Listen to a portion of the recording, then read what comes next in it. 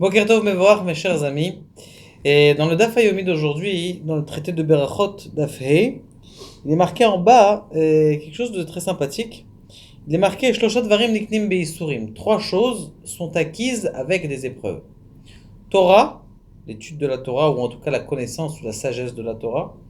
Eret Israël, c'est-à-dire d'habiter en Eret Israël. Et Olam Haba, le monde futur.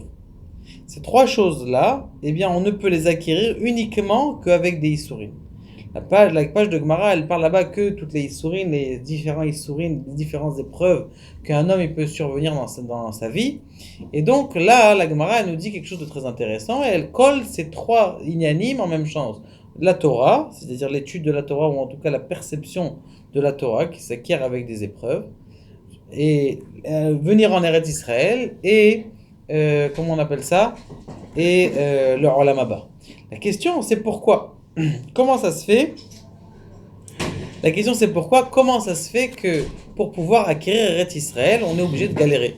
Il y en a une vieille blague qui dit comme ça, il y a une vieille blague qui dit pour être millionnaire en Israël, il faut devenir milliardaire. Hein, c'est connu, tout le monde la connaît cette blague, on n'a pas besoin de la rattraper. Mais pourquoi Béhémet c'est comme ça? Pourquoi Béhémet c'est difficile d'habiter en Eretz Israël? Les gens ils ont des épreuves et même ces gens qui ont des épreuves ils disent qu'ils sont contents. Qu'est-ce que ça veut dire? Alors, il faut comme ça. Le Maharal de Prague, dans son Sefer qui explique les Haggadot sur le chasse, il dit que qu'est-ce que c'est des Isurim? Qu'est-ce que c'est une épreuve?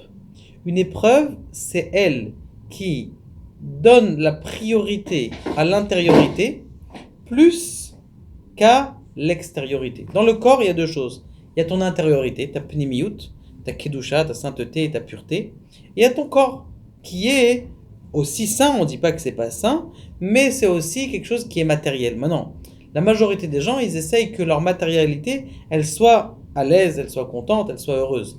Mais leur pnimiyut, leur intériorité, c'est que uniquement quelqu'un qui travaille. Quelqu'un qui travaille sur lui et qui dévoile son intériorité à l'intérieur grâce à elle. Agave, je vous ai dit ça déjà, il y a des gens qui ont beaucoup de matérialité mais qui ne sont pas heureux à l'intérieur.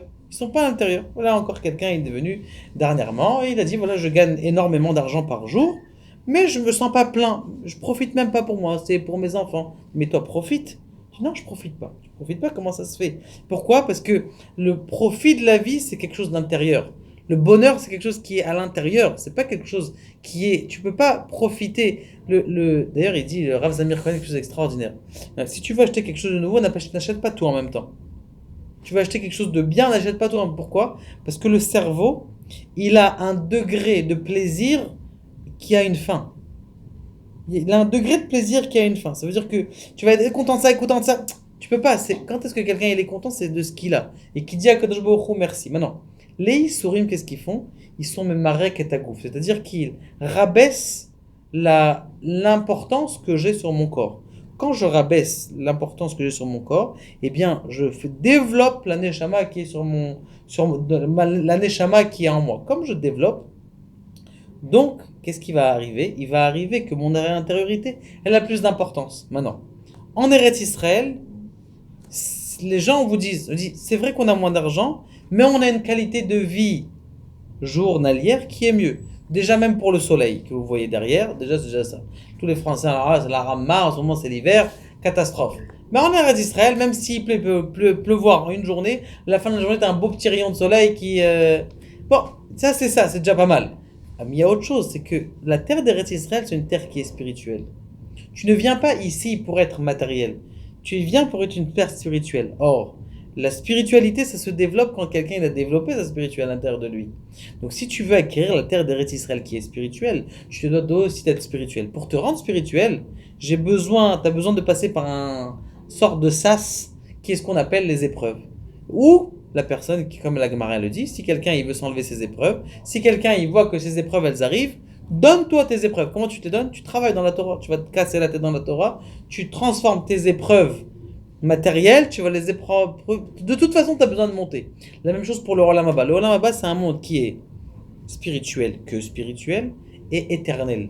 Quelque chose qui est éternel ne peut pas être matériel parce que la matérialité, ça veut dire une fin.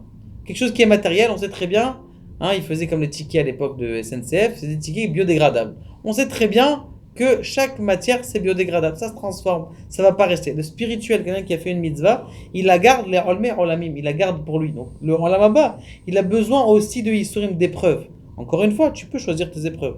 Ou tu te casses la tête dans la Torah, ou on va t'aider à développer ton intériorité. Et la troisième, la Torah, bien sûr, c'est spirituel, donc forcément, il faut aussi des isurim. Donc c'est pour ça qu'il y a beaucoup de gens qui ont des difficultés dans la aliyah, dans le monde, dans l'intégration. C'est des choses qui sont difficiles, c'est vrai.